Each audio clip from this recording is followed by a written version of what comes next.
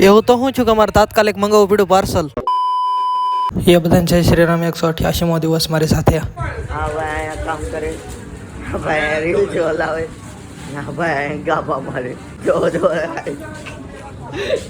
તમે જોઈ શકો છો હવે આ થોડોક માણસ જેવો લાગે આમ તો તમે જોઈ શકો છો આ પૈસા બહુ ઢોમ આવી ગયા છે કે બેંકમાં પૈસા ઉપાડવા જવા છે.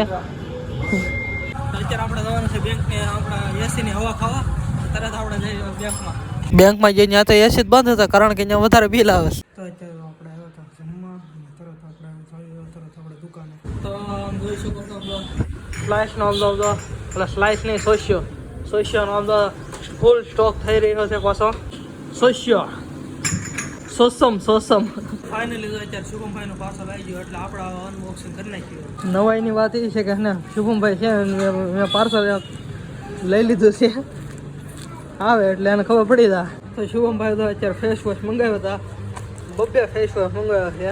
અત્યારે તમે જોઈ શકો અચ્છુની લારી આવી ગઈ છે, જોઈ શકો છો. કાલે આવ્યા હતા ને ગોલા ખાવા, કેટલા જણા આવ્યા હતા?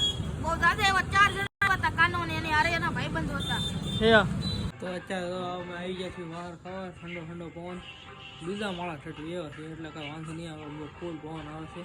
તો હું તો દવા અત્યારે સુઈ દઉં છું એટલે આજનો બ્લોગ અહીં એન્ડ કરીએ છીએ. મળશું આપણે બીજા બ્લોગમાં.